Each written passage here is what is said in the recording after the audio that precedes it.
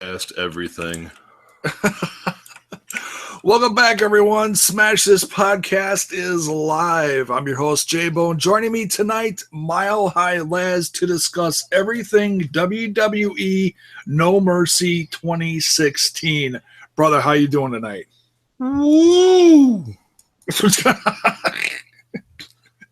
Is that your final answer? I'm going to go with, hey, dude, I just got done riding Space Mountain. We'll be okay. Well, and you've got something in common with very much denial, Halle Berry. dude, come on. Halle Berry was all about riding Space Mountain, and she got a little bit of buyer's remorse. It's okay, Holly. Like everybody's gone to bed with a 9 and woke up with a 3. It's happened. It's okay.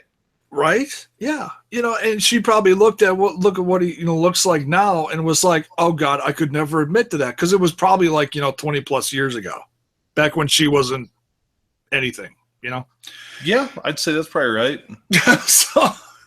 So let's get into this. Overall, before we get into the card, what did you feel? It's like, I'm gonna put you on the couch, dude. How did you feel after this pay-per-view? It was weird. Like, the whole pay-per-view started off weird because first off, we started off with the main event, which was kind of weird. But yeah, that threw everyone right away. Even before that weirdness got started, was it just me or did somebody dose Lita? Because she was off the rails. I mean, like Renee Young was pretty much just like trying to harness like 3 tornadoes. Like, everybody was doing their own thing. Everybody was trying to get over. And Renee Young was just like, I don't know what to do with any of you because you're not answering any of the actual questions. So it was this weird gimmick fest, and everybody was getting over. And then Renee Young's just like, all right, I don't know what we're supposed to do with this. So, okay, it's off to you. See, none of them could handle the hotness of Renee Young in that little see-through red top, so they were just all losing their minds, including Lita, because she was sitting directly across from her just going, oh, my God. I'm sorry. What was the question? Yeah, dude, it's just, like, that whole thing was just, like, that pre-show was weird, and then we started off with the main event, and, like, right before we got on the air, I pretty much used the analogy of basically you sit down with a kid and you're like, okay, if you finish your vegetables, you can have ice cream, but I already had ice cream. What? Like, okay, like you make it through the Baron Corbin match, then you get some AJ Styles, and then it's like, no, we already had the AJ Styles. So it's like, I don't understand. Yeah, and Baron Corbin is no longer in pre-show hell. That was a bit of a shocker.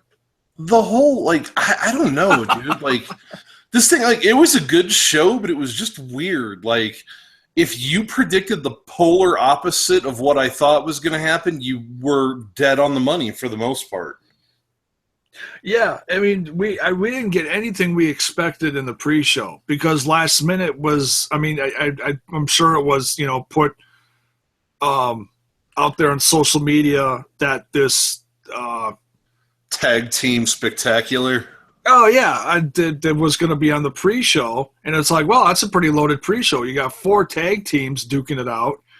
Well, two tag teams on 2 tag teams, excuse me, and then we're supposed to be Baron versus Swagger, and we didn't get Swagger versus Baron, but we got the tag team match, and along with a bunch of a lot of pre-show interviews. And we also got the debut of Kurt Hawkins, which, if you blinked, you missed it. Dude, if I could have rolled my eyes any further into the back of my own skull, I could have looked out of my own anus. Like, it was just, I was like, you've got, you did it. Okay, never mind. Okay. Because, like, it was like one of those, I'm sitting there going, like, I wonder who they're going to pair him off with. Like, and then all of a sudden, like, he grabs the mic, and I'm like, he's not even going to wrestle. This was just that he was going to be in the ring. And, like, right when he said it, I'm going, oh, dude, son of a! I didn't even think of that, but yep, They that's got it. us. Okay, you got us. He's like, You got us. I told you I told you I was gonna step in the ring, and he stepped right as he said that, and it was like, oh, really, dude? Yeah, that was just man. But That was so groan worthy, but it was good. I'll give it to him. So, but he is gonna have his first match this coming Tuesday live on SmackDown. if it's not against James Ellsworth, I'm fucking rioting. WWE, if you're listening to this, there's your first request of the evening. If it's not against Sin Barbia, I want none of it. Me personally, I'm kind of like, whatever. I don't know. You know, maybe. Yeah, like, dude, I hope they do something good with it. Like, it's like, I hope this isn't a lot of build to just him jobbing instantly, and it's kind of like, okay, why? Well, Like, I've been saying for weeks that they should do some kind of thing where they put a giant question mark over the Hype Bros. You know, put him in a match against his old tag team partner, and then throw a little weird psychology in it, like Zack Ryder doesn't want to fight him, even though he has to. And then he starts like, well, maybe we should team up. You know, they could start floating that bullshit around, and then they could break up the Hype Bros and put the what the hell did they call them before, the Edgeheads, the Major Brothers? Not that they would call them that again. They'd have to come up with something fresh. I don't know. Like, I mean, the WWE went through a really weird creative period that I like to refer to as the late 2010 or the late 2000s. Yeah.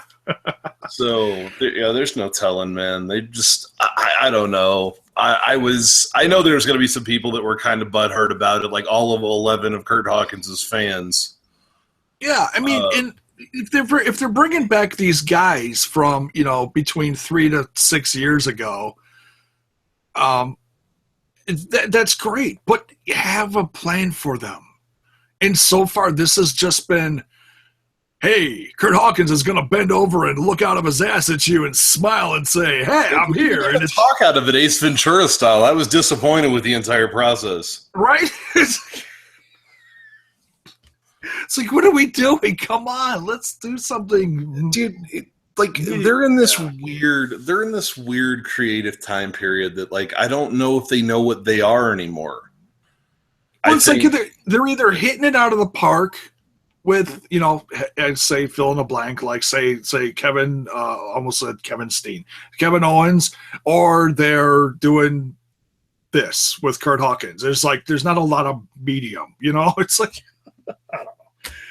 But so did you watch the pre-show tag team match? Yeah, I watched the whole show, man. Like, I mean, the show looked great.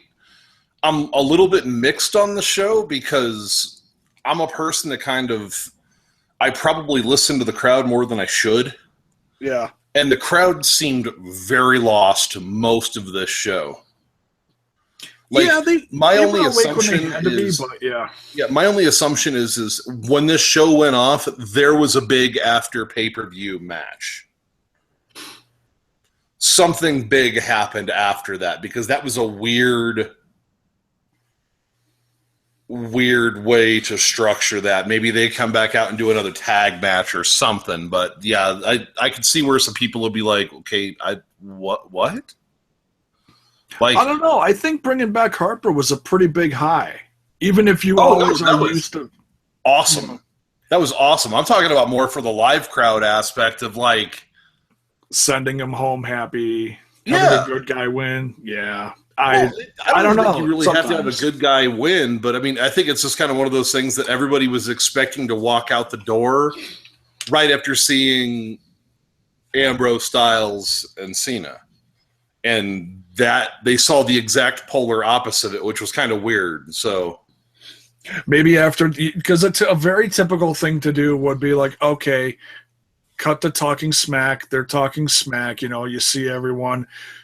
But live at the event in Frisco, Orton's laying there, starting to recover. He's starting to stir. The crowd is trying to cheer him back on to get up. And, as he's attempting to make his exit, then, say, Luke Harper and Bray Wyatt come back to the ring to assault him again. He RKOs both of them. Crowd leaves happy. That's a very typical thing to do. I have absolutely no doubt that something like that. Yeah, and it's gonna impact your total. It's gonna impact your overall story lexicon zero. And like the story lexicon really matters in the WWE anyway, because the story will change next week.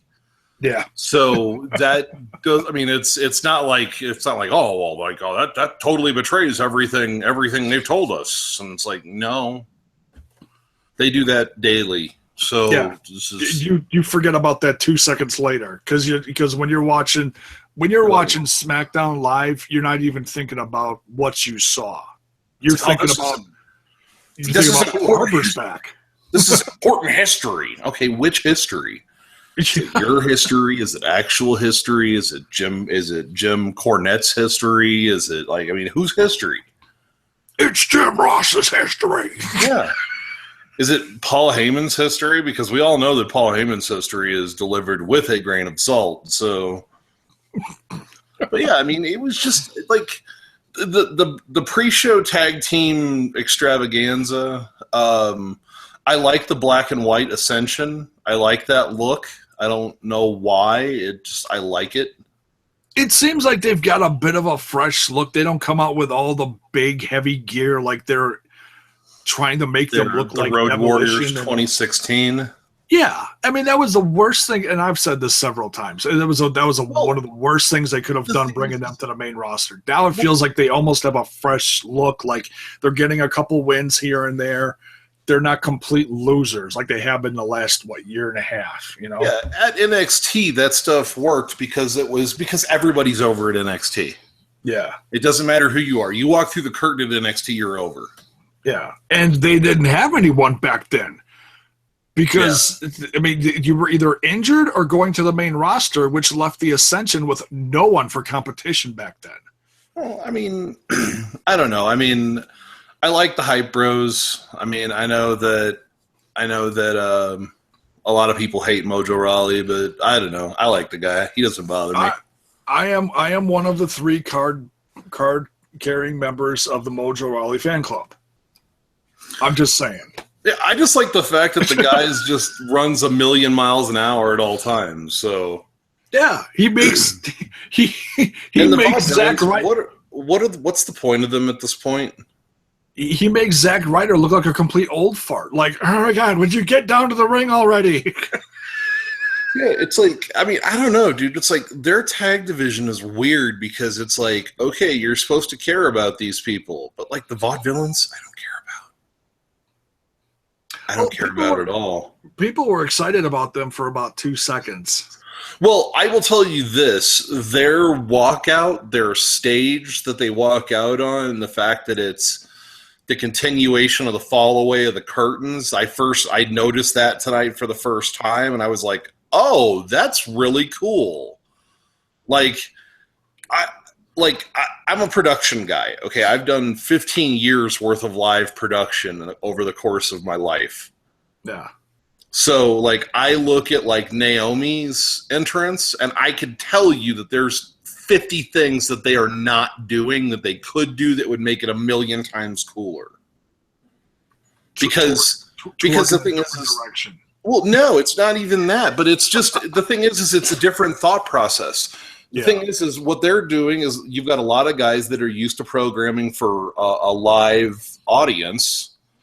And what they're trying to do with her is basically program for a nightclub. So the thing is they need to have a nightclub tech come and program her entrance. Because it's just there's a different rhythm to it. It's just a different way of doing things. It's like anything else. No, I hear you, yeah. So, I don't know. I mean, it wasn't a bad tag match. I like tag team wrestling. I mean, it was a novel concept. It was a tag team match designed to get a tag team or 2 tag teams over. Yeah, it was just something to get the crowd riled up, and I think it set its purpose. And oh yeah, dude. And the good guys won. It made them happy, but then you went directly from that into what was like the main event of the night. Which was weird. So basically, you had that crowd that went from first gear to fifth gear and then back to second. Like that crowd, they were lost, and in turn, I was lost for a little while. Where I'm sitting there going like, this show's not that bad, but like in my head, I'm going, this show in my brain, for some reason, my brain is interpreting this show as far worse than what it actually is. So just a weird. I mean, it's the listening to the crowd. It's like you look at Twitter and you look at somebody, oh, this person sucks long enough, then you start to buy into that person sucks. And it's just because you've seen it and you're finally reacting to it. So I mean, it's weird. I think the first match was with the triple threat. I thought was awesome. Had a lot of crazy psychology, but I think what threw it off for a minute was when they had the double finish. Yeah, that I was going like, oh, please don't let them close on that. Yeah, I was like, wait a minute. Are they going to say that we've got two winners and that John Cena and Dean Ambrose fight at the end of the night for the championship or some shit? Like I was waiting for John Cena to be the 15.5-time world champion.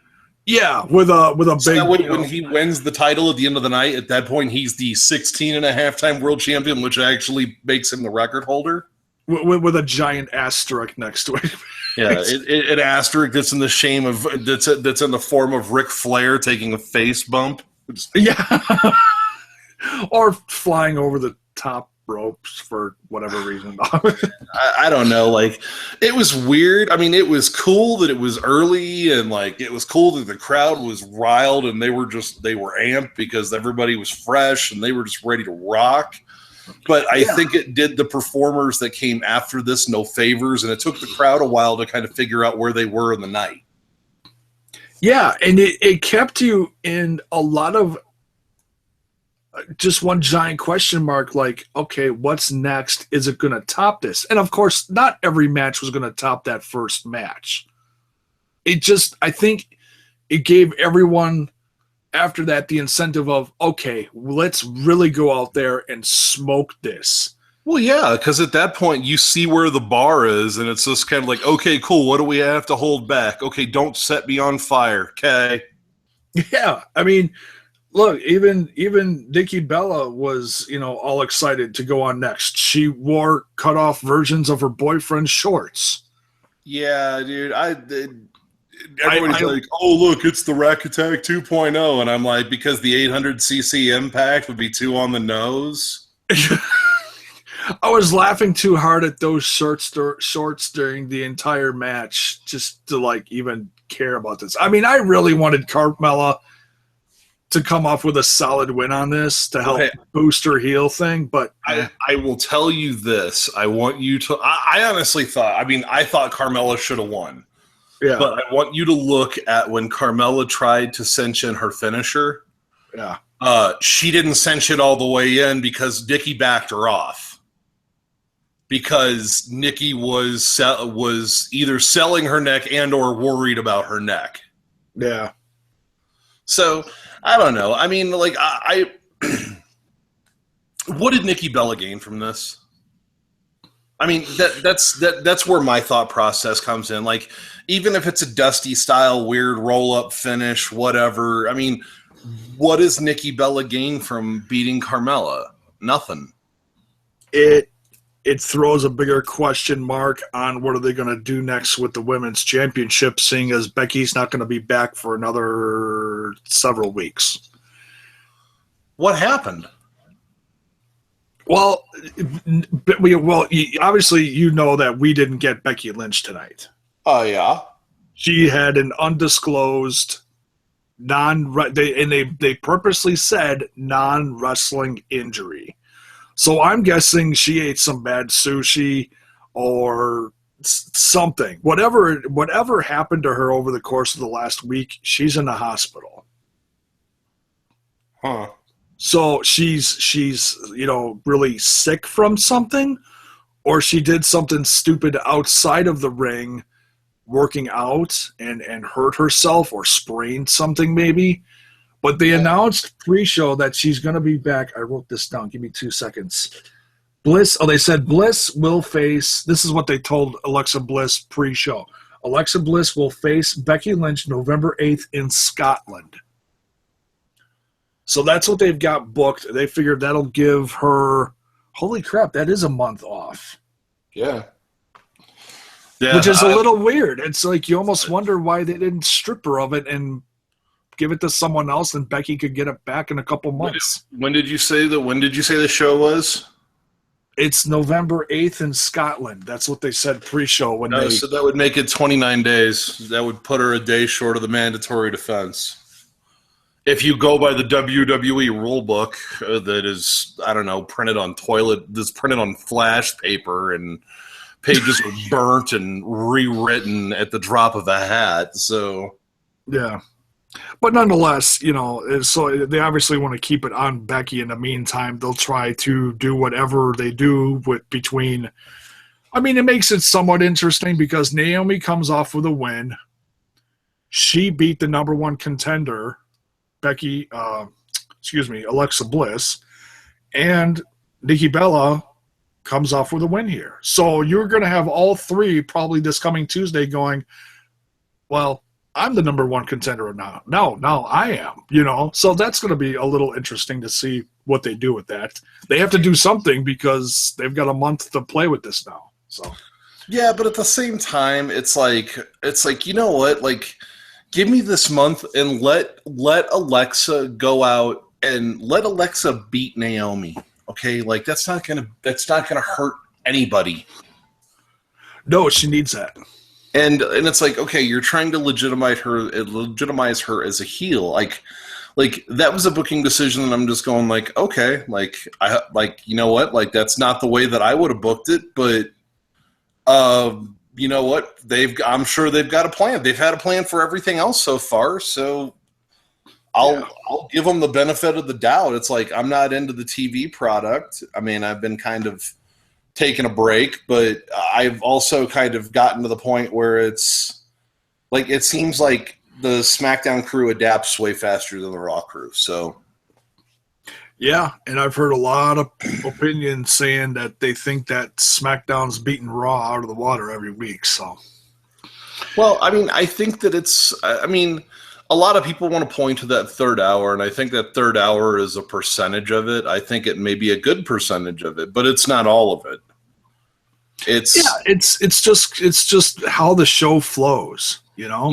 You gotta keep people vested. Not that every 2 seconds you gotta have a oh my god moment, but Well, no, I mean the thing is if you go through the 3 hours of Raw, like if you go through the 3 hours of Raw or the 3 hours and 15 minutes of Raw, what it normally is, which still blows my mind.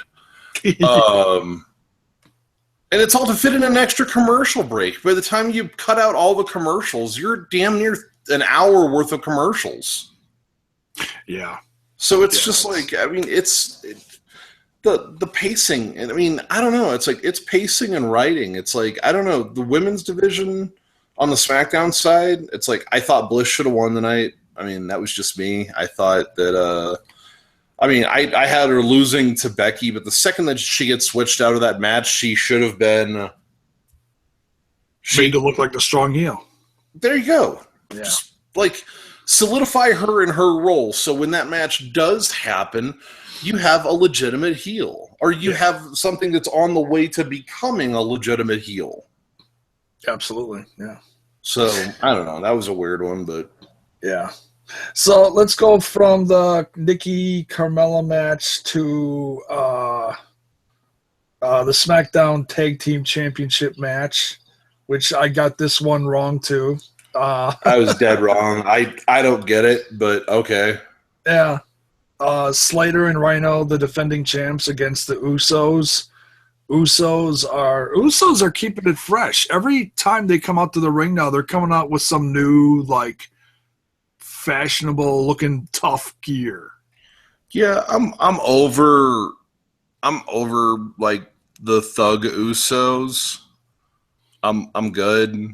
Like give me tough Usos. Don't give me thug Usos. Like that's not needed. Like I've seen Rikishi develop. I've seen Rikishi. I've seen these guys deliver perfectly good heel, and it's kind of like you're going like, dude, you're gonna get discredited because they're gonna listen to that and go, oh, so now you're new Crime Time. That's great. Like, just like, and you're gonna miss it. Like, people are gonna just go, nope, we're not listening anymore.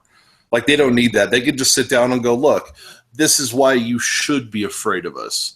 Yeah. Do you know who we're related to? Do you know the lineage of people we come from? Like, look back through their history. These people are huge people. Oh, the Samoan dynasty, as far as like their fathers and uncles and stuff.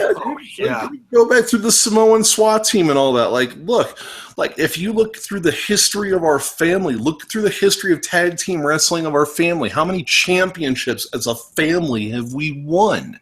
This is why you need to fear us. Yeah. Not like, oh, yo, man, like, it's like, oh, man, like, that's not it. Like, I don't know. Like, I think it's because when I look at the Usos now, I see Tama Tonga from New Japan. And I like Tama Tonga's, like, his delivery and his promos is borderline feral. And I like that delivery. I like that snarl to the delivery. And I just think that it loses something with me. I don't know why, but it just is. I haven't seen what he's doing over in New Japan. I know he's over there, and he's even made a few appearances in Ring of Honor on TV here and there over the last year. But yeah, he came over with Camacho a couple of times to tag matches with God. Yeah, good for him, man. Going from NXT, well, he was on a main roster for a cup of coffee, but basically going from NXT, going to TNA for a year, and I don't know if he was injured or they just didn't use him much, but I barely saw him. He was like part of a stable for like 5 minutes and was barely used, and he went from TNA to New Japan, and it seems like he's really doing good over there. Well, they're just giving him the opportunity to be himself. I mean, yeah, you have a lot of performers over there that are doing that right now. I mean, Juice Robinson, same thing. Oh yeah, I'm hearing really good things about him. Where everybody Juice Robinson, David Finlay is another guy who's doing really good things over there. Davey Boy Smith Jr. Yeah, you had another guy that's doing good things over there. I mean, these are all guys that got into the WWE system, and for one reason or another, they didn't fit. No, Davey Boy Smith had quite the undefeated record with his tag team partner Lance Hoyt for I don't know how long. They were what is the other there's another, I know there's a couple Japan companies over there. You're talking about Noah. And you're talking about the Killer Elite Squad. Yes. Yeah, they were tag champs over there for at least a solid year. Oh yeah, I mean they've had multiple runs over there that they've been. I mean, they've been a dominant team over there for a couple of years. So. Which makes me wonder, okay, why aren't they back in the WWE? Of all the people to bring back that have had a successful run, like the club here and there, you know, it's, I don't know, but that's me. So, okay, let's get back to the pay-per-view before we jump down. Hey, it's usually my job is the one to work the tangents. Now you're the one that's on it tonight. Come on. Right. You gotta reel me back in now. But this tag match, I really thought with the hype of Slater losing, or Slater, that's what I see. I was so set on Slater losing, I even said he lost. With the fact that Slater won the contract and he won the tag team championships with Rhino, I was like, okay, that hype's done. What do you do with him then? There's not much else to do with him. I'm not saying he's done, get rid of him, but I thought it was like, okay, but now's a perfect time. If you're gonna do a big move, like make a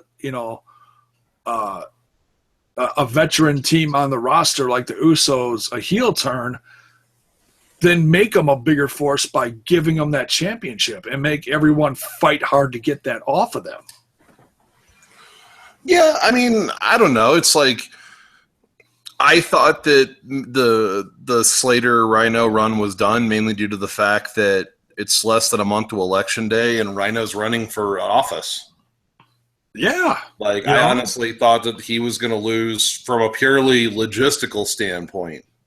Yeah, like just looking outside of the box. Yeah, I mean, from a purely logistical standpoint, I was like, okay, like I could totally see a loss here, and it makes sense for the time being. And then what they can do is if he wins, then they can transfer the storyline into something else. If he loses, then they can just go back to the tag team. I mean, it works either way. Yeah, or give Slater a singles run against Rhino to help build up, have a veteran like Rhino help build up Slater, because Slater needs all the help he can get. Yeah, he had the fans behind him in this tag team thing, but I don't think a lot of fans still are behind him. They're but like me, we're just backing him up for about a cup of coffee, and now it's like, all right.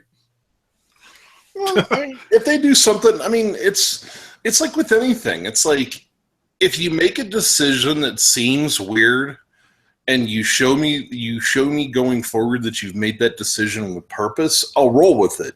Yeah. But it's like tonight, it's kind of like I saw some booking decisions where I'm just kind of like going like, I don't really why? Okay, never mind. Sure. I mean, I didn't understand some of the things. I mean, not to question their booking too much, because I'm sure, like I said, they have a plan. But it's like, oh yeah, the clear cut things that I saw in my head, I was dead wrong on. So, yeah, I think I got over half of mine wrong too. So, yeah, like if you bet the polar opposite of what I predicted, you did really well. Yeah. Well, yeah, I mean, I was thinking that Usos were going to take this one too, just because I've been really happy with what they've been doing, and it still feels like Slater and Rhino are the underdogs. So, but whatever, they gotta win here. We'll see what happens on Tuesday on SmackDown. Yeah, because I mean, I figure at some point we're looking at. I mean, at some point we're looking at a what I'm assuming is going to be like an AA Usos run. But it just depends on how quickly they want to go to that. I mean, and at this point, since it's October, that's your October pay-per-view, so your next one won't be until November, which is the Survivor Series. Are they going to – do they maybe hold off on that or maybe build something going toward like WrestleMania or something with AA? Like that's where you get weird, where it just all depends on – what direction they want to go with it, because what I thought was going to happen, I was wrong. Cool. I like being wrong when it comes to this kind of stuff, because it's kind of going, okay. It means for you personally, it wasn't as predictable as you thought it was. Well, it's not even that, but it's like going like, okay, cool. Like the path that I saw in my head was obviously not what they figured out. Now it's kind of the neat part of going, what was their thought process? Yeah. And it's like, I hope it was cooler than what I had in my head, because the thing is you kind of get to the point where you get used to the way the WWE does things, and you kind of go to like the rudimentary booking 101, and you try to keep it as simple as possible, because you realize the more elaborate you get, the odds are that you're getting further and further away from where they're going. Yeah. Which I think is why I was so upset earlier this year. I was overthinking everything. Now I go into almost every pay-per-view with zero expectations. Dude, that's why I stay away from the weekly television product right now. Yeah. I have totally 100%. I have not watched a minute of SmackDown or Raw in 3 weeks. Holy crap. And it's not the fact that it's the fact that I love the wrestlers. Okay, yeah. I love the wrestlers. I think these guys are tremendous at what they do. Yeah, but I don't support the creative decisions being made for some of them. Yeah, like I don't. It's like, I don't trust. I'm not a big fan of the WWE because the more and more I hear about the company, the more and more I learn about the company, the less I like them. Yeah, sometimes you hear stuff, outside that makes you scratch your head. And, Yeah, it's kind of like, why does Cody Rhodes have to go by Cody now? Yeah, I hear you. Like his dad was Dusty Rhodes before Vince was like fucking born. So it's like it's stuff like that where you're just sitting there going like, you know what? You own a lot of my childhood, so I can't completely hate you. But if at any point I decided I want to completely hate you, it's going to be so easy. Just that one more thing, right? Yeah, it's like finally when I get to that point where I'm like, I've stands all I can stands and I can't stands no more. That's classic. Like when I finally hit that point, it's just going to be like, okay, cool. Like, I'm curious to see what finally pushes me over the edge. Like, what is that breaking point? I'm curious. Well, for me, the breaking point on the next match was if Baron Corbin had one more pre-show match. Dude, it's like I was so excited to see Baron Corbin get out of pre-show hell, though. That was actually nice. Yeah, and it's like, I like Corbin, but the problem with Corbin is like, what I was kind of hoping was going to happen is I was kind of hoping that the writers would play a joke on Brock Lesnar and basically have Corbin come out there. By the way, the red light, it's starting to bug me. I wanted to go back to the white light because I think on that LED board it would look friggin' amazing. Because it would literally white out the arena. It would be incredible. You talking about his entrance? Yeah. But like what I was hoping for is like I was kind of hoping that they were going to spoof Brock Lesnar's first ever UFC championship match. Because the thing is if you look at the style, I mean, Swagger's finisher is the ankle lock. Okay. Well, if you look at Lesnar's history, like the thing is, you could have, because like you could do the whole thing, because like they just did this with CM Punk. You basically have Corbin beat the absolute stuffing out of Jack Swagger, and then basically through a misstep, he steps into the ankle lock, where he steps into the wrong spot and Swagger loops him up and then sits up and Corbin's flat on his face. Whereas Brock Lesnar lost to a heel hook. Yeah. Thing is you could do it's almost the exact same motion, but basically you would roll through to pull an ankle lock. Okay. So that's kind of what I was hoping they were going to go for. Just like give Corbin like 7 minutes. You have Corbin just look absolutely beyond dominant for 6 minutes and 48 seconds of it. And then you have it come out at the end, and then you just see Corbin just sitting there just in disbelief. Like, I can't believe that just happened. And have Swagger win. Yeah. Because you're establishing Swagger a little bit. You're giving him a little bit of a rub. And I mean, you're getting him a pay-per-view win, dude. When was the last time Jack Swagger won on pay-per-view? Oh man, I think back when he was champion. And then you know what, dude? And then what you have happen is like on Tuesday, Corbin like storms in like, oh, I want a rematch, and Swagger's just like, nah, man. Like, it wasn't a championship match. There's no rematch clause. I'm on to bigger and better things. And have Corbin just stalk him for like till the next pay-per-view, and then Corbin just goes out and annihilates him. Yeah. Like, that's not bad.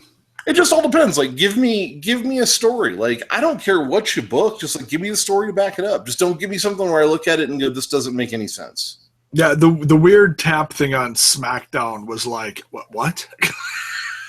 Yeah.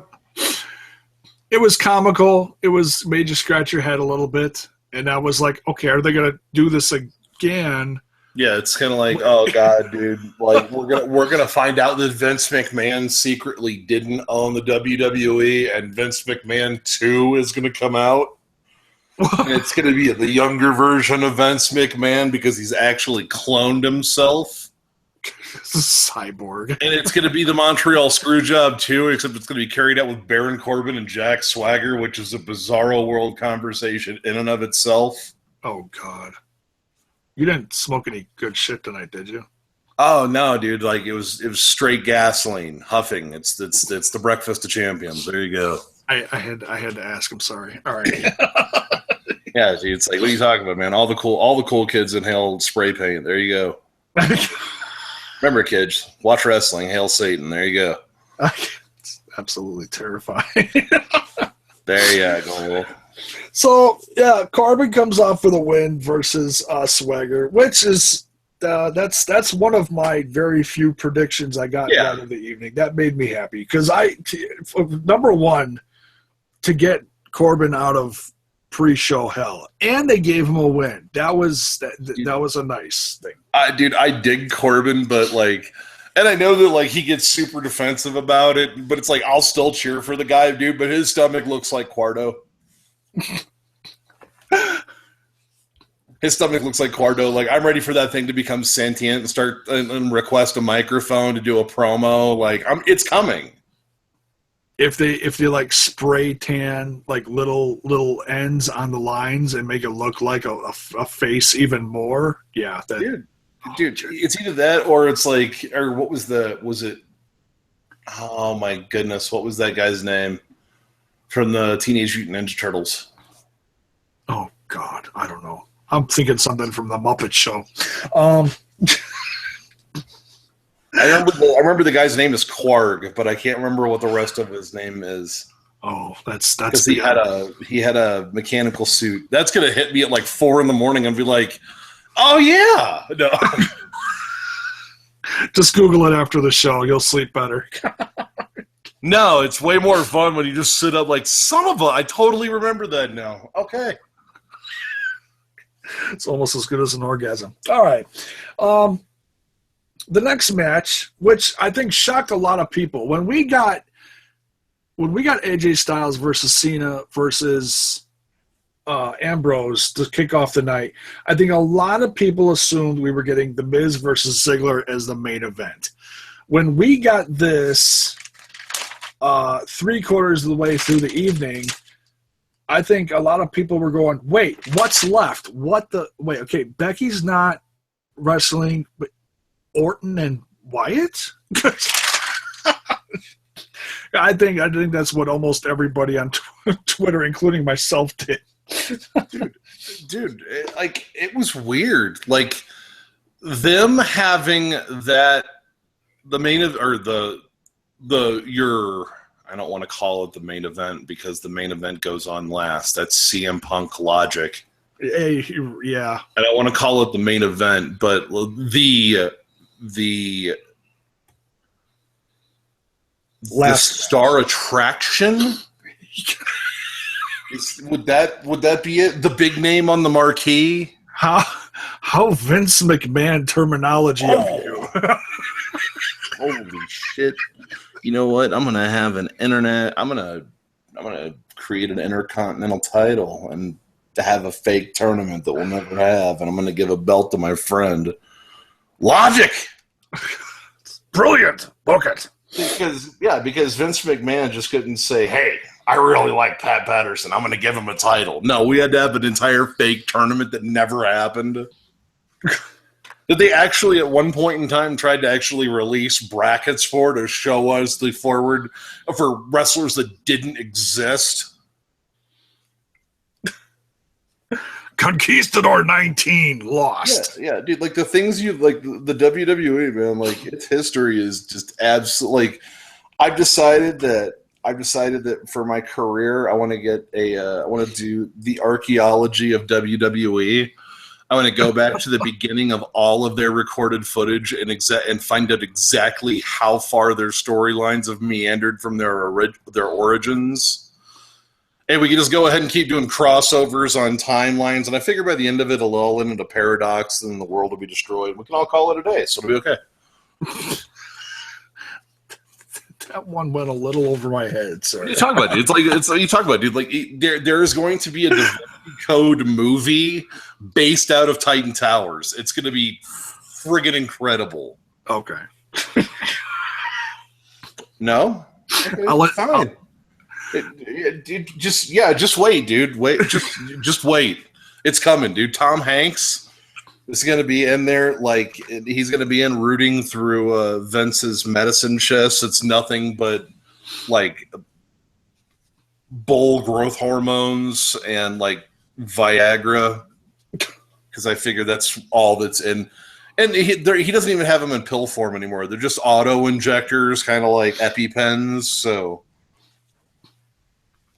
hey, Vince, you're looking a little old today. My God, I got to get to my medicine cabinet. Here you go, Vince. Take a shot. Hey, wait a sec. Oh, Patterson, come over here. I'm going to give you a championship. Hold on. That's. Oh, wait, that was Briscoe. Hey, Briscoe, did you find me any talent this year? Well, I found a guy named Brock Lesnar. No, we're not doing that guy again. No. Last time we brought him in, we gave him the world, then he left. Nope, we're not doing it again. Oh, God, don't give him any ideas. If they do that shit again, I'm done.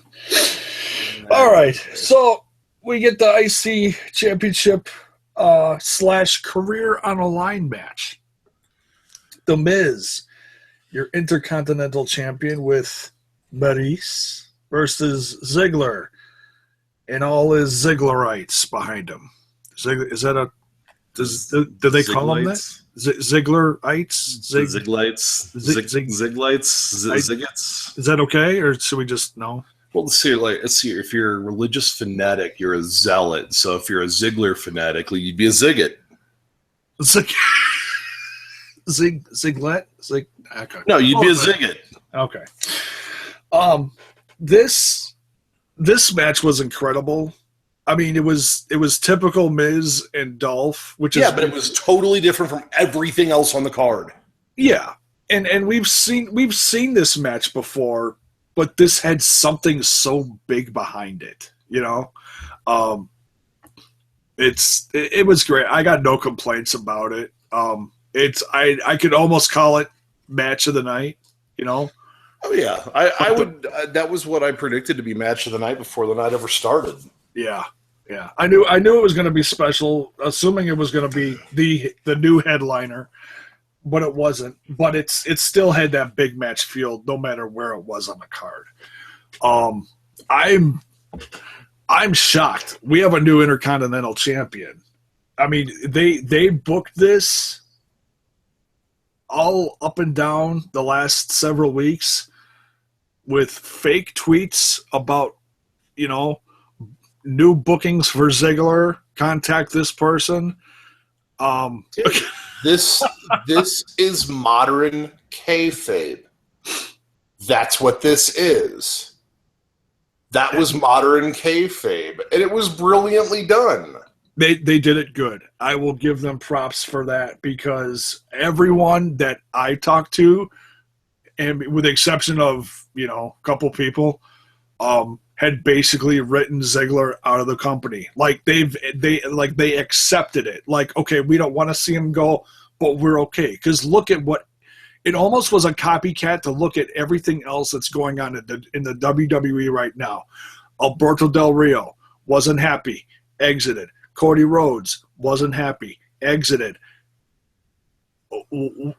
Should we be shocked if Ziggler did the same thing and they just booked a storyline around it, kind of like CM Punk-ish, sort of, kind of? I wouldn't have been mad at Ziggler if Ziggler wanted to take 6 months off and we see him at WrestleMania. What even makes this more interesting is, everyone was set up for we're sending him off. This is his big farewell. We're getting ready for a huge goodbye. Holy shit, now he's sticking around. Now what? Yeah, that crowd, before that match started, when he came through the curtain, he got that initial pop, and then what I want you to do is, if you go back and listen to it, just listen to the apprehension in the crowd. Yeah. That was, the first time that I've seen that natural level of, ooh, man, I don't know what's going to happen here, in a while. Yeah. And that crowd started really rooting for Ziggler. It came alive. It came alive. They did. It was one of the few times in the night where they really got loud. Well, the problem, I mean, it's because they got jump started too early. I mean, that was the issue. They were going to fight uphill the whole night. Yeah. Because the thing is the match that should have, by all rights, gone on last went on first. Yeah. Or second, technically. Yeah. Yeah. So, but yeah, I mean, I'm happy he's sticking around. I'm surprised they're gonna give him the IC champ ball and run with it. Dude, I hope this is kind of like a health check for him, where it's like they give him a little bit of a run, and then what he can be is he can be that rotate in and out of the championship picture guy, and he'd be 100% believable in the role. Yeah. The issue with Ziggler is the fact that he is the modern day Mr. Perfect. The guy oversells. And he's tremendous at it. Like, the guy is so good at looking hurt that's all they want from him. They want him to look hurt. Yeah. But they don't give him the opportunity to do the overcome part of looking hurt. It's just that, oh yeah, well, dog, we're going to beat you like 86 weeks in a row. That's cool, right? So, I don't know. The only other thing is, like, every time I see Carmella now, every time I see angry-faced Carmella, I look like, dude, this is the avenging spirit of Lillian Garcia. Because it's like, I looked at her, like, tonight, she, like, looks up into the camera, and I'm like, oh my god. Lillian didn't retire to take care of her dad. She became Carmella. She's right there. She got a facelift and a butt lift and a boob lift, and bam. And nobody noticed, and then all of a sudden she was there. And developed a really goofy accent. Yeah. Dude, and like the other thing is like, okay, now we talked about Carmella and Nikki earlier, but there's one thing, because they're re-showing it right now. Her entrance, it bugs the hell out of me. Carmella? Yes. Because it just got released on YouTube too. Yeah, because everyone's getting new entrances. Well, no, it's not even that. It's not even the fact that she's getting a new entrance. It's the fact that, okay, now what is Carmella right now? Carmella is a heel. I was going to say, it's not easy being green. Carmella is a heel. Yeah. So why is Carmella walking out, playing to the crowd, moonwalking, and then playing to the crowd again? You're the heel. Yeah, you got to heel it up. They should take her happy, chipper music. Well, no, you could leave the music just like that. Just have her walk out. Like, dude, no dance, no nothing. Just stand out and kind of survey the crowd. Just like shrug it off and walk to the ring. Yeah. Like, the persona she puts forth in her entrance to the persona that her storyline currently is working to, and from where I could see her being for the foreseeable future, they don't match up. Yeah, I would really see, to me, that's a creative oversight that I'm really surprised that somebody hasn't looked at and gone, hey, wait a second. Yeah. I think she's getting better in the ring as far as, like, she's constantly yelling at Nikki. She's screaming at her. And which is what a heel should do, if you're, the sassy New Yorker chick or whatever, fine. Yeah, I mean, she's getting there. I mean, like, I'm sorry we, like, jumped back in time here, but it was, like, one of those things I noticed where I'm just there going, like, okay, like, I couldn't figure out why it's, like, where I'm going, like, I know that she's portraying the role of the heel. Yeah. In this storyline, which, I mean, like, I know that that's what she's doing. But it was like, I'm sitting there like watching her entrance, and I'm going, that's a face entrance. Yeah, she needs to work on that. I thought she'd had made better entrances before where she was, healing it up or whatever, but obviously she slipped up tonight. So, well, I think her other problem is the problem that she has is her face entrance is her entrance with Cass and Enzo. She's not with Cass and Enzo anymore. No, like, she needs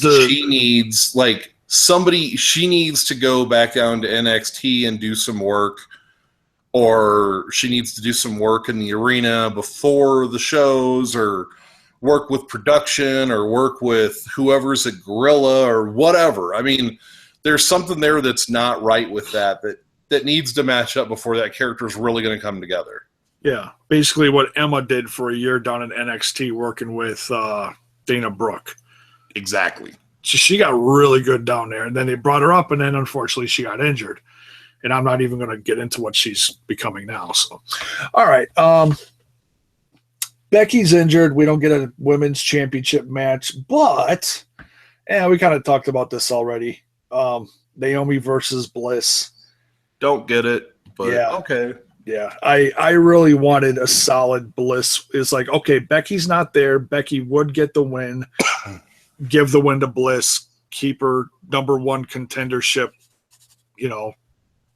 at bay, whatever, But no, now obviously, with Becky not being around for a while, maybe they gave the win to Naomi to throw a wrench in it on the storyline and make them fight a little bit more, and between her and Nikki Bella, because they all got wins now. Who knows? I don't know. Yeah, I don't get it, but whatever. I'm sad for Alexa Bliss because I really was hoping that this match was going to work tonight and she was going to get the opportunity to kind of shine. And I think that she walked into a situation that was already a disappointment before she ever hit the ring. Yeah. And I think that played on her mind the entire time she was in there. Yeah. And then on top of it, she lost. Yeah. Yeah. So. Yeah. Yeah. No, I think it's like I don't want to be down on it, but it's like I booked it the total opposite direction, and it's kind of like, you know what? Like, if they are stalling for time a little bit while they're waiting for Becky, then okay, cool, totally get it. Like, I don't need any further explanation. I understand, but it was a severe deviation from what my thought process had been. Granted, my thought process had been on information that was bad. Yeah, yeah. So when whatever is wrong with Becky, we hope she comes back full recovery from whatever it is real soon. Yeah. On to the new booked main event. The main event 2.0, whatever the hell you want to call it. Randy Orton versus Bray Wyatt. And as soon as we got into this, to me, this had this feeling like, okay. I mean, I didn't start really honestly getting excited about this match until this week. I had been really down on the whole, Orton's been injured so much and Bray's been booked so horribly. It was really hard for me to get excited about this. I was finally excited like 5 minutes ago. And so I'm watching this match, and the only thing that made it difficult for me to watch this match, and I don't want to get into a big political debacle on here. All I'm going to say is, in one ear, and I'm sitting on the edge of my couch watching this match, I'm getting excited for it because I know these two are just going to beat the shit out of each other. At least I'm hoping they are. But in my other ear, on the other side of the couch, is my wife listening to the Republican-Democratic debate, Trump versus Hillary, on her phone, loud as hell. And I'm like, oh my God, I'm trying to focus so bad and I'm losing my mind, really trying hard to not yell at my wife like, babe, earphones, please, something. I'm trying to watch this. Even now, I'm twitching, dude. Just tell her when you just go, honey, I've got a great idea. Turn the debate off and watch Bray Wyatt and Randy Orton because it'll be slightly more normal. I know. And it was so much better than watching those 2-year-olds sling mud at each other. No, dude, you know what? Like, here's what it's like. I don't know, dude. Like, I hit the point where it's like I'm good. People are like, oh well, you have to make a choice. No, I don't. Yeah. No, I don't. Everyone can lose their minds over this. I'm just over here watching wrestling. Like, they'll notice me. Like, I'll be over here like, oh, who'd you vote for? Well, I voted for Bugs Bunny and Mickey Mouse. And his running mate. Mainly due to the fact that I figured that the odds of those two people coming together are as high as the Republicans and the Democrats coming together. So, Huh? My friend's like, I don't understand. And I'm like, dude, it's like full-on gang warfare. Warner Brothers versus Disney. Like, this shit's serious. But yeah. Daredevil and his running mate, the Punisher, done. Dude, it's like, I've just hit this point with Bray Wyatt where it's like, Bray Wyatt, like, dude, I love the idea of Bray Wyatt. I love the idea of Bray Wyatt. They do, like, I could write so many cool things for that guy. Like, and I can see so many cool ideas for him. But it's like, tonight, like, dude, the dreadlocks, it has gone a little bit too far. Like, all I am seeing is, like, Coachella Day 4, and it's only a 2-day festival. And it's kind of like, Bray, we have to go now. No, man. No, we're all one. No, Bray, we have to go home. No, the universe. The universe, man. It's like, we're all together.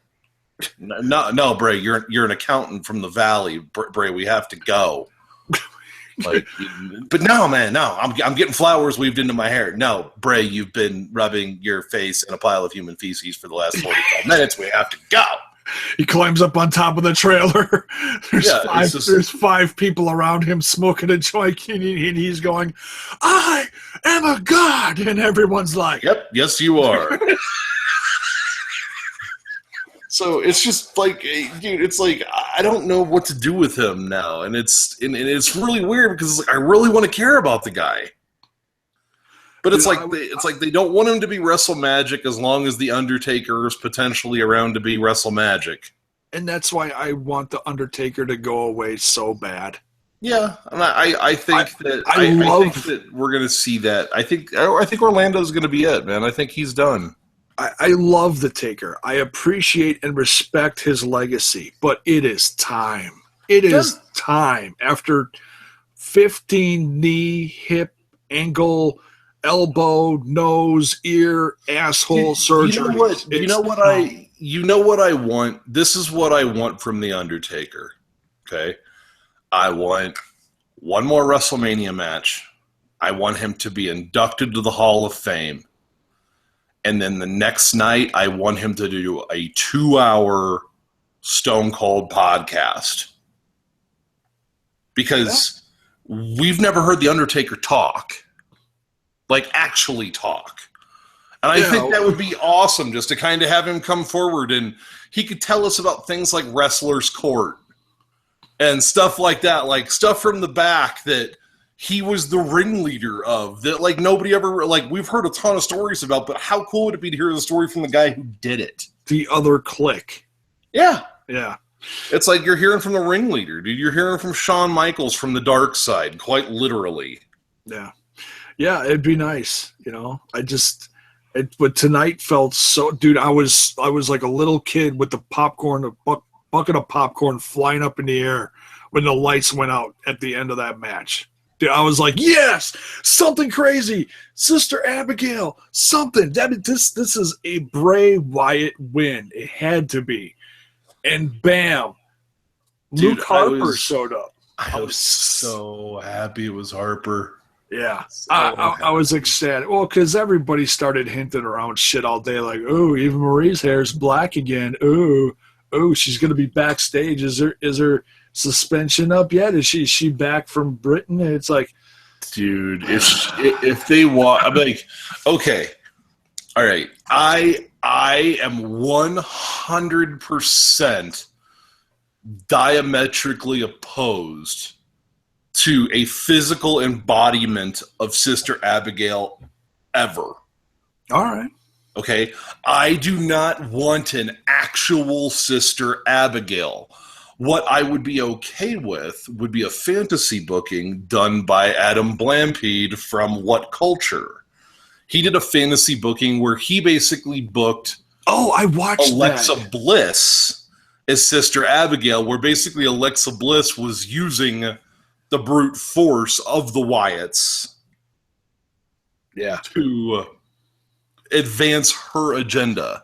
Yeah, he booked out like several months of this storyline and explained it all almost day by day. And it was really good. Yeah, it was. And it's kind of like one of those things where it's like, the problem that I have with that storyline is I don't think they're going to put anything anywhere near that level of thought process into it.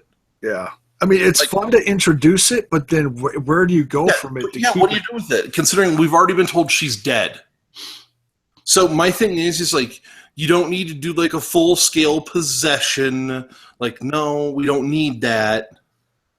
Like, no, you just need to have Alexa Bliss is making, or whoever is making measured and calculated changes to themselves to put forth an agenda to advance their own. Yeah. And like that I can deal with, but I don't want friggin' Micah Rotunda to be Sister Abigail. No. Yeah. Like, we don't know. Just no. Like, I know that you're already Vince's like, oh my God, you know what? We'll sell Sister Abigail sheets so everybody can be a ghost. No, Vince. No. No. But yeah, I mean, I don't know, man. Like, I like Orton. Like, I was really kind of surprised that we got an outcome. Like, I was actually kind of expecting kind of a weird schmaz, disqualification, whatever. But I think after Survivor Series, I think if they did that again, I figured that the crowd would just. I figured they think the crowd would just lose it. Yeah. So. I don't know. I mean, overall, it wasn't a bad show. I mean, it wasn't a bad show. It was just a weird show because it never really got the opportunity to build to the main event, considering you went from base camp to the summit, and then you came back down and then worked your way back up the ladder. I mean, I couldn't imagine being in that crowd, dude. That would have pissed me off something fierce because I'm a person that feeds off the people around me. Yeah. So, I mean, I could only imagine, like, if you're like me and you put me in the middle of that crowd and we went from 0 to 1 million to 50, no, my body is just going to look at you and go, nope. Like, we are not remotely okay with this. Like, not even a little bit. Not okay. Yeah. So, yeah, I mean, overall, good show. I mean, I'm bummed for Alexa Bliss. I mean, like, if I had to pull a negative out of this show, it's Alexa Bliss. Yeah, I think she still did good in the match. It's just when, like, I was, like, in the middle of doing something and I had that, not that I wasn't trying to treat this like a piss break match, but it did lose something when it didn't have Becky Lynch in it. But I still wanted Bliss to win, and then I turned around from whatever I was doing at the moment and saw Naomi win, and I was like, okay, now I'll take my piss break. Because I was like, son of a bitch, whatever. Yeah, I mean, that was the negative. I mean, the positive was Dolph Ziggler. Like, I honestly thought Ziggler was losing. And I thought he was going to take maybe a 3 or 4 month break, maybe come back at the Rumble or something. Yeah, or whatever he was doing. If he was, I mean, a lot of people were writing him out of the company, and the way they talked about him pre-show too. Yeah, it's like, but the thing is like, you know what? They worked us. Yeah. Congratulations, WWE. You figured out a way to use the movement of information for once to your advantage. Way to go. Yeah. Way to go. But you know what? Even more so on top of that, that also took Dolph Ziggler buying into it as well, because regardless of what the company says, if you don't want to say something on social media, you don't have to. Yeah. So, I mean, this could be the modern kayfabe, dude. Well done. Yeah, and they don't pull something like that off very often. No, and it's like, okay, great. Now, my only curiosity is this: it's kind of like, okay, are we going to give Ziggler a little bit of a run with the IC title? Is he going to lose it right back to Miz in a couple of weeks? Like where are we going with Zack Ryder? Yeah, like, if that's where we're going with this, boo. Yeah. Boo. Like, you could do so much better. You've already shown us you can do better. Because what I want to see is Zig have a several-month run with this now, and at the same time, I've been so behind The Miz, like several other people are in the WWE universe. I don't like saying that, but whatever. The Miz is so good. I want to see The Miz versus AJ Styles now for a couple months. That's what I want to see. But it's heel on heel. You know what? I don't care. I want to see it because but it's heel on heel, and I mean, I honestly think you've got at least a month that they're going to go back and feud with Ziggler. Like, I think that's where we're heading. I think we're going there for at least a month. Oh well, yeah, we'll get the rematch, yeah. And then where you're going to run into the problem is, so let's do timetable wise, okay? Okay. So the next pay-per-view is Survivor Series, right? Right.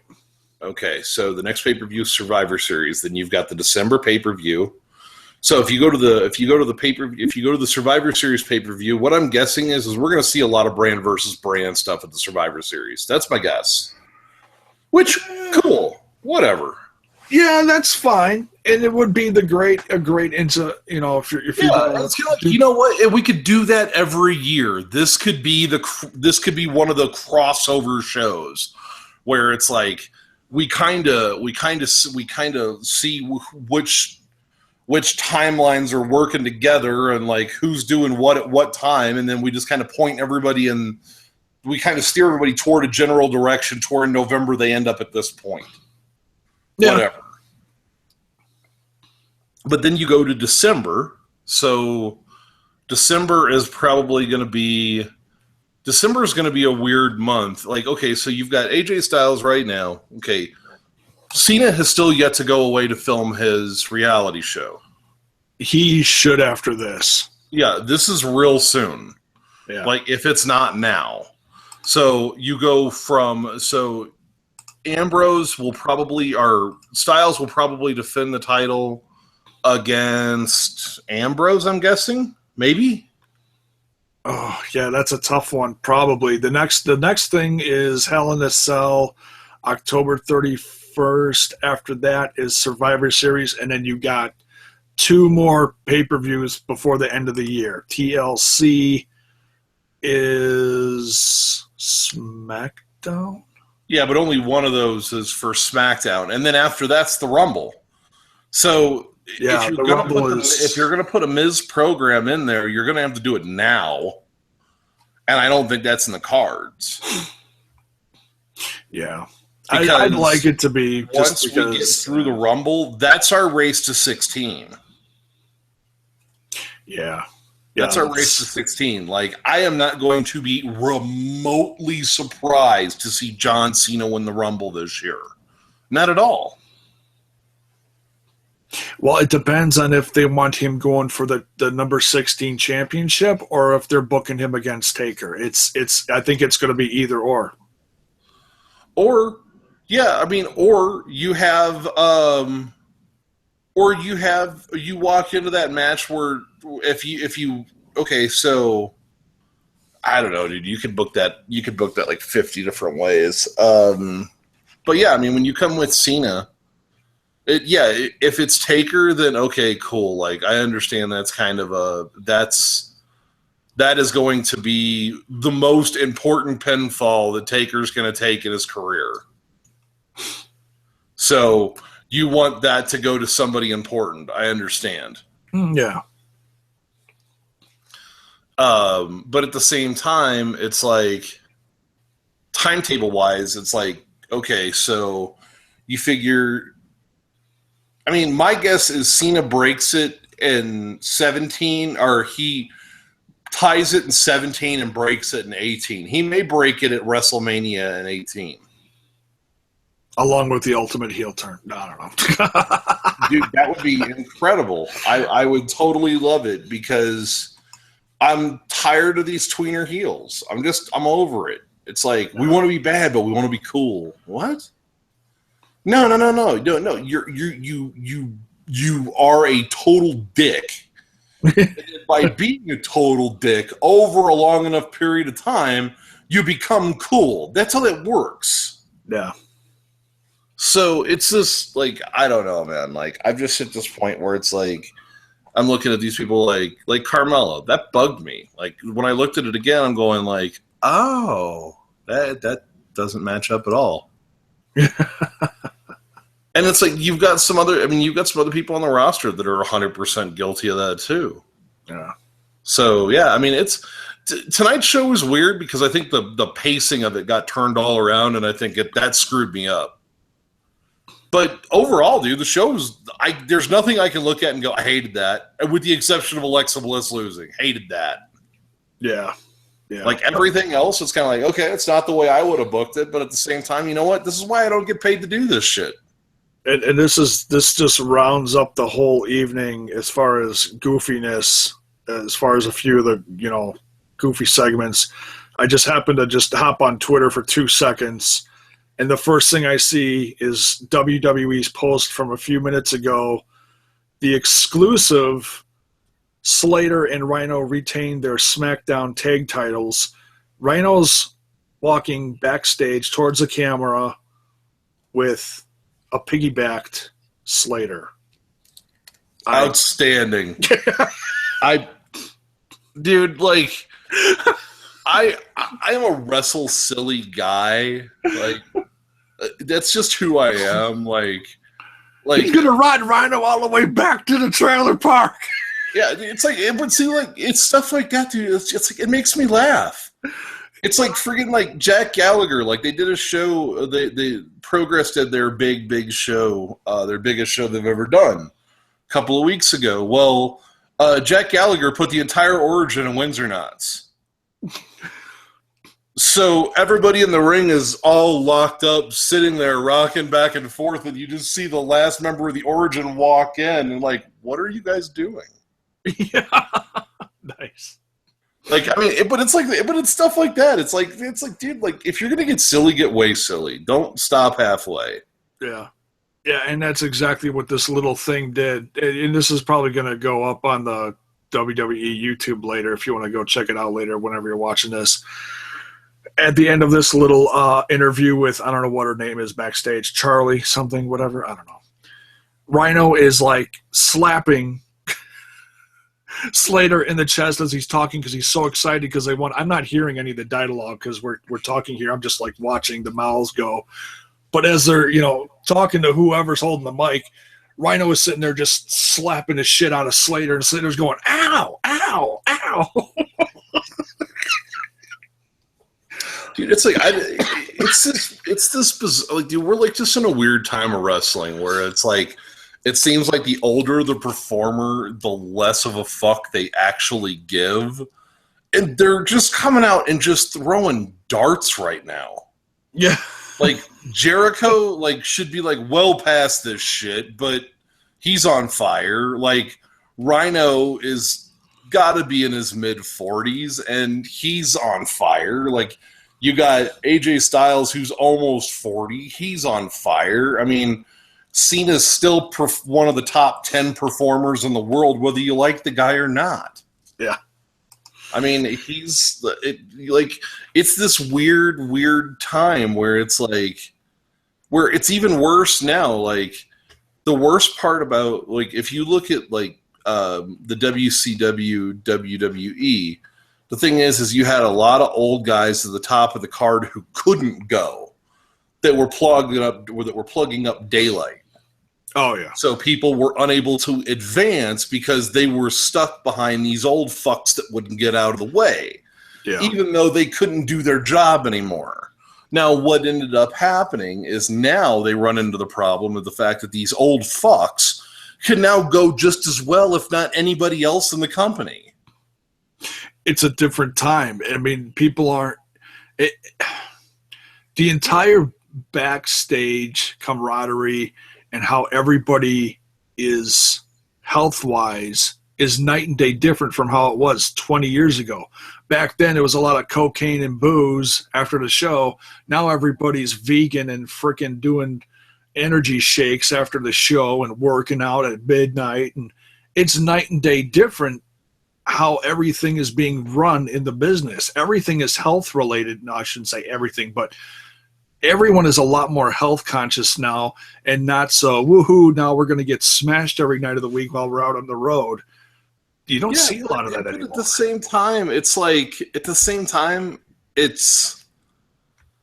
I don't know, dude. I mean, you hear from a lot of the guys that were inside of the WWE bubble that have gotten out of it, that either through their own desire or through not their own desire, they've gotten out of it. I mean, a lot of these guys, it's just, I mean, the WWE is too all-encompassing. Yeah. Like, the one thing that baffles me is, like, okay, like, I started thinking about this today. Okay. The WWE has a classification of a full-time employee and a part-time employee. Correct? Okay. They have that in their wellness policy.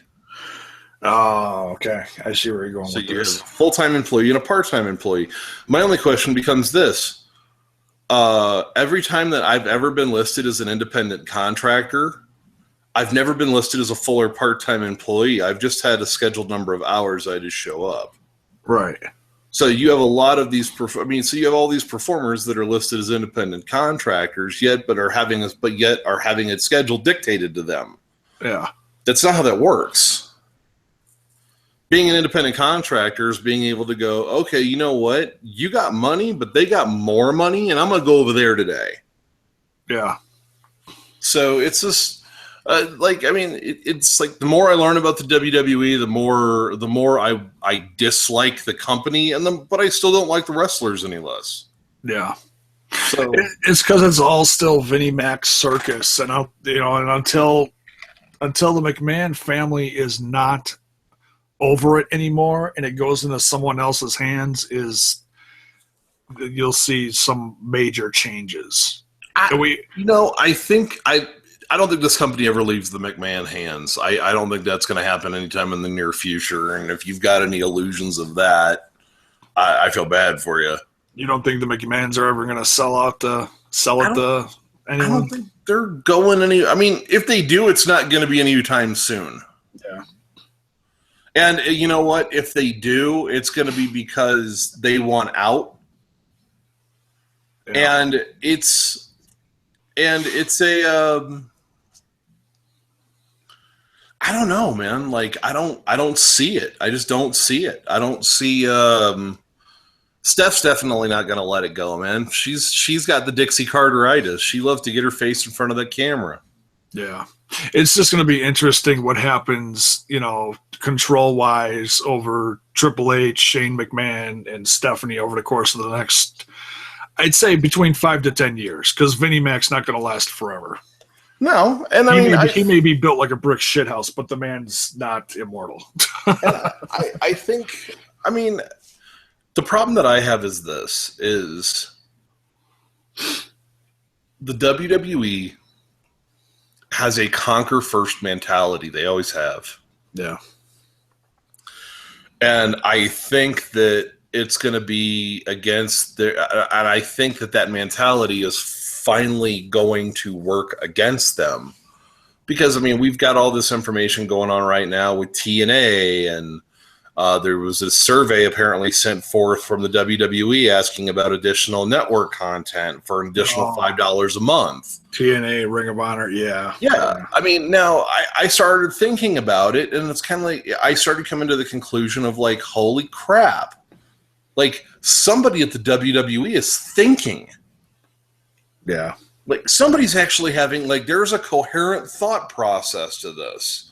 Because they've realized what they can do is they can go to all these independents and go, look, we realize you have an on-demand service that generates X amount of dollars a month. What does your on-demand service currently generate? Well, okay, it makes $25,000 a month.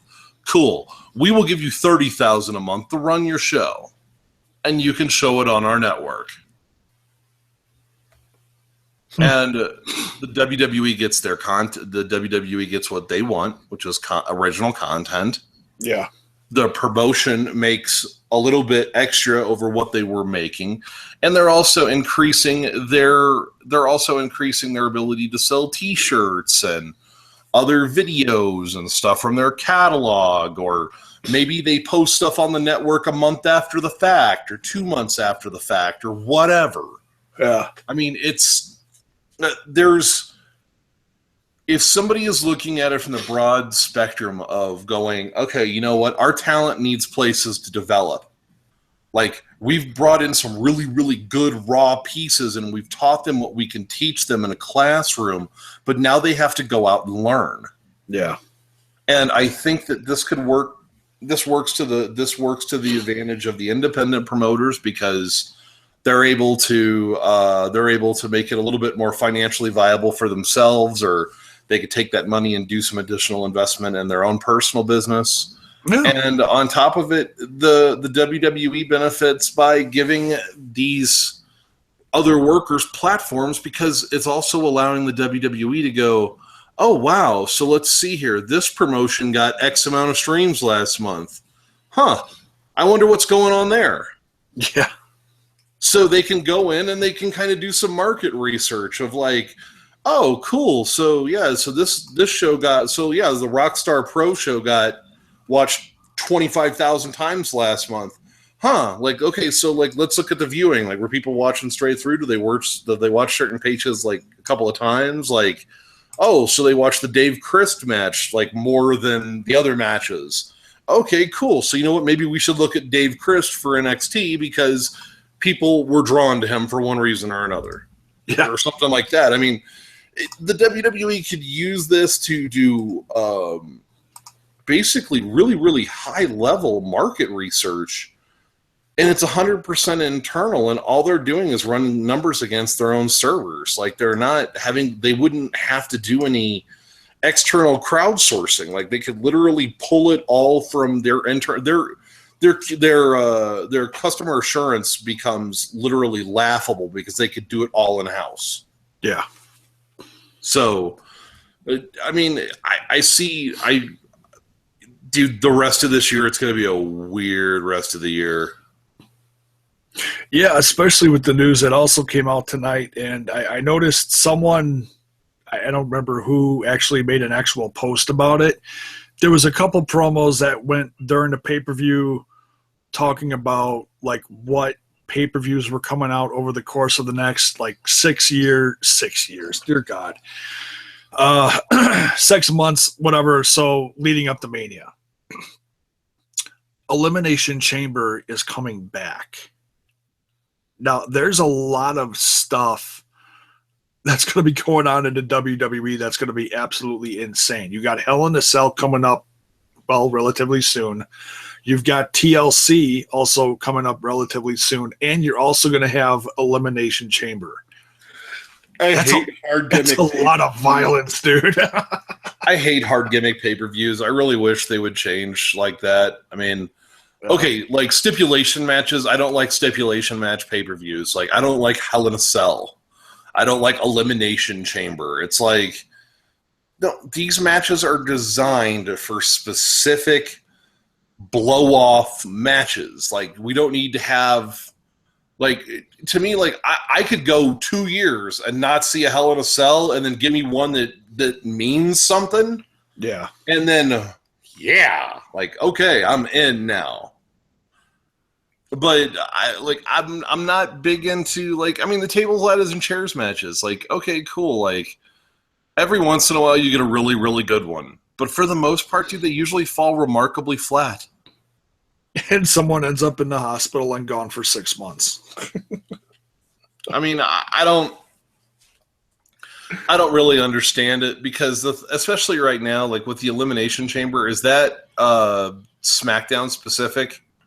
I have not looked that closely into it. All I know is that it's coming up next year.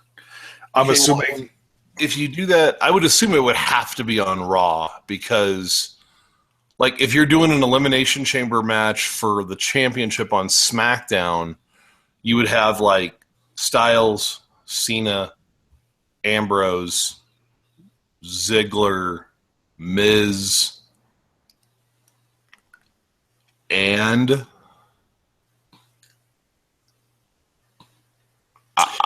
Bray Wyatt. No, did I already put Bray Wyatt in there? Bray Wyatt, Randy Orton. But the thing is you could put together a killer match, but you would have nothing on the rest of the card. Hang on. I'm going on the... No, there is no date set because the last one is from 5/31, or was that last year? Yeah, I don't know. I mean, I wish, to me, it's like,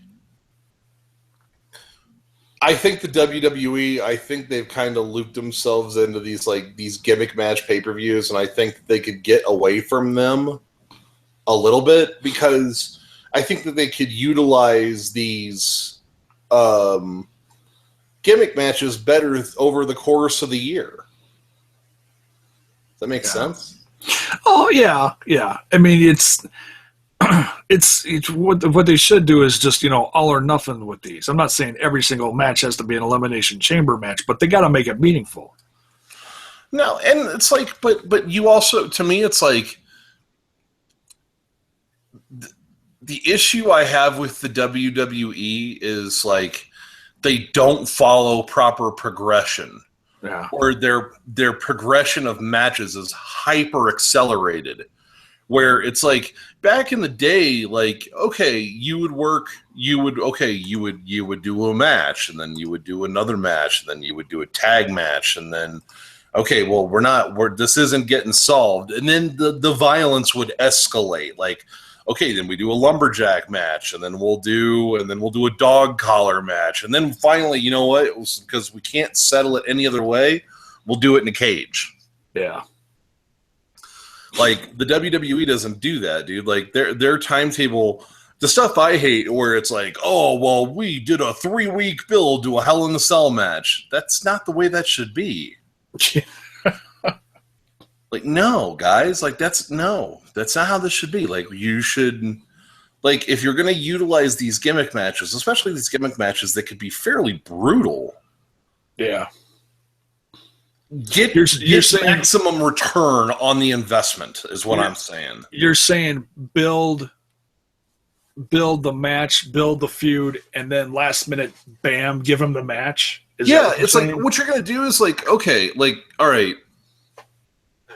So the Cesaro Sheamus best of 27. Oh, Jesus.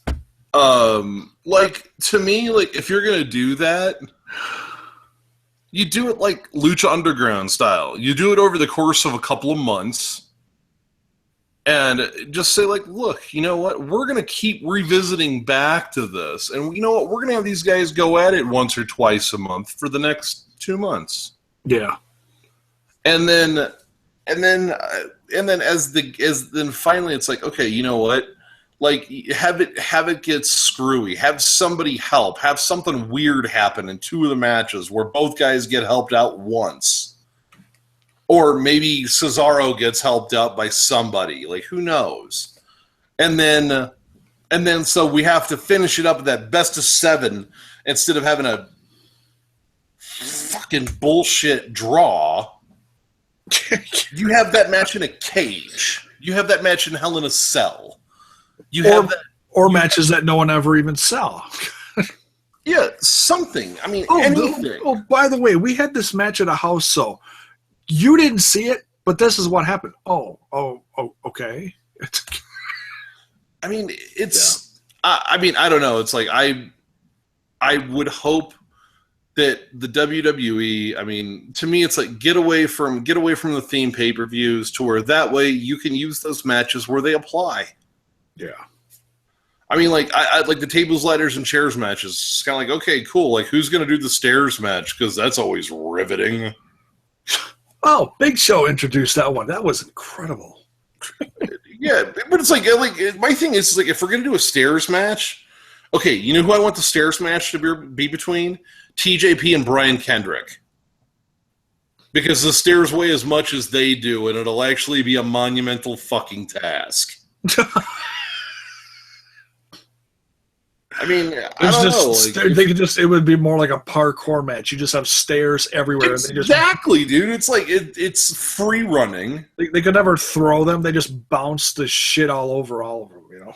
Yeah, it's like, I mean, I don't know, man. It's like some of the stuff. It's like, I mean, to me, it's like it's forced, and it's like, why? Like you're wasting, you're making these matches mean less by forcing people into them that haven't gotten to that level yet. Yeah, like you're devaluing the match. Like to me, like cage matches. First off, cage matches. The fact that you can escape a cage is stupid. It's stupid. It's fucking stupid. The purpose of a cage match was because you could not settle it any other way. Yeah, so to me, it's like, if you can't settle it any other way, why the fuck would you be allowed to run? What? But it's like, I mean, like, give me proper escalation. Like, that's something the WWE like loses. Yeah. It's kind of like, I mean, like, if we would have started, like, okay, think about, like, prime example, like, we'll go back in wrestling history, okay? Think about, like, Tommy Dreamer and Raven, okay? Think about if night one, okay, they never talked, they never interacted, they never did anything. The first night that Raven and Tommy were ever in the same building, Raven handcuffed Tommy Dreamer to the cage and hit him in the head with a chair shot. It was quite literally the chair shot heard around the world. There you go. Now, did they do that right night one? No. Did they even do it in the first year? No. It was a build to get there. Yeah. It wasn't violence for the sake of having violence. It told a story. And that's the thing where it's like, to me, like you're losing the impact of some of these matches. Like to me, the Elimination Chamber is because that is something that should be utilized in a situation where you've got people that want to fuck with one another.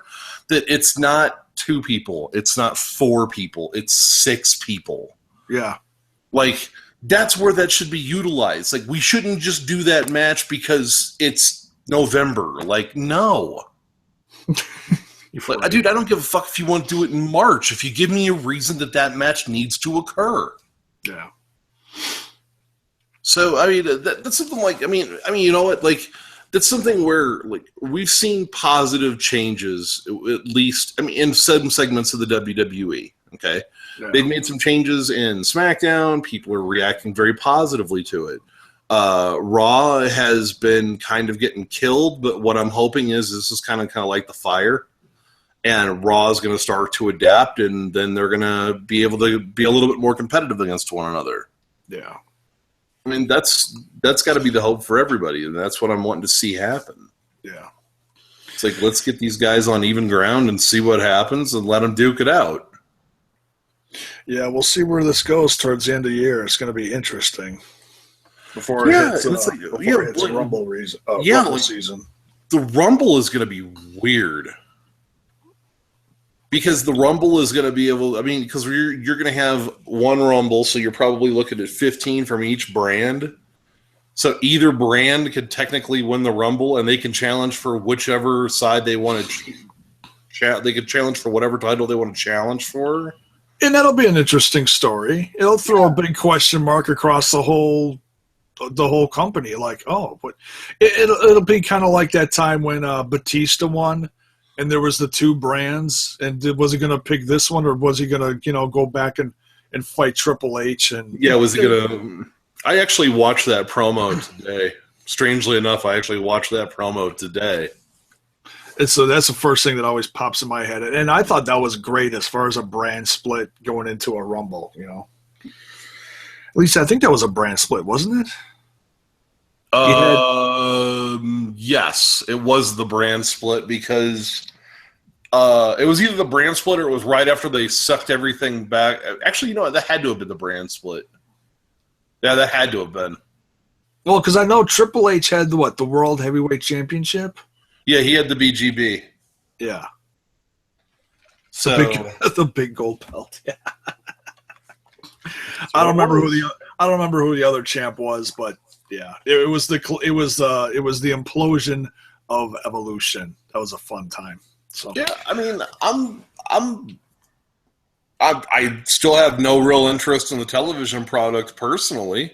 Yeah, like the show's good, man. Like it's not for me, and I'm cool with that. Like I'm cool to walk away from it, and like I'll enjoy the pay-per-views as just epic house shows. Because the cool part about the pay-per-views is the WWE multimedia team does such a kick-ass job of putting together the video packages that I don't have to watch the TV. Yeah, I hear you. I know everything that happens by the time the match happens anyway. and they put everything on social media. They put all the highlights on Twitter. They put several highlights on YouTube and on Facebook. So if you're on even one of those three formats, you don't have to watch anything on TV. So I'm just trying to figure out how Dolph Ziggler managed to wear bubble gum tonight for pants. With a pentagram on his ass. That was awesome. Yeah, like that whole thing was weird. He always he has Shout at the Devil on his ass. Yeah. He always seems to slip in some old classic crew. I love it because I'm a big crew fan, so yeah, I have no complaints about him with the throwback '80s stuff.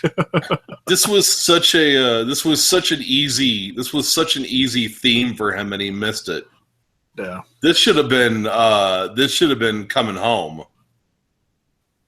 If he was going to do oh no, wait, that's Cinderella. No. What? Oh my God, that's going to hit me at 4 a.m. too. Oh well. That's for a totally different episode. It'll be okay. Yeah, we'll wrap this up.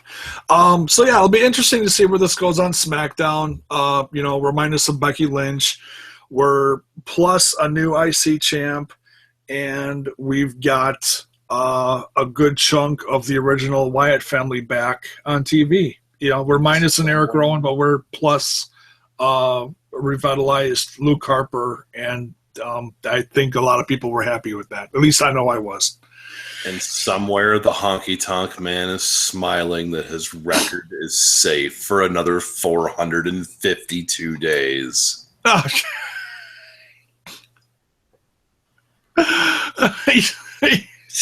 For another 452 days, Honky. Everything's good, man. While Demolition is crying in their Wheaties.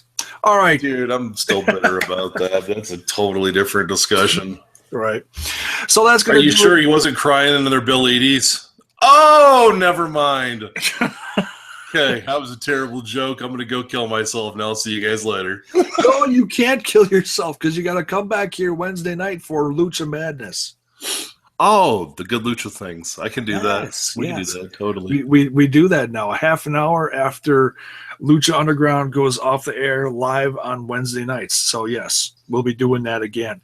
And I might jump in here and there between then for something or else, depending on what happens in news and whatever. Dude, tomorrow morning, actually, oh my God, it's 10:30. I should be in bed. I got to be up at 3 a.m. for New Japan. Oh, shit. Well, you better go take a nap, sir.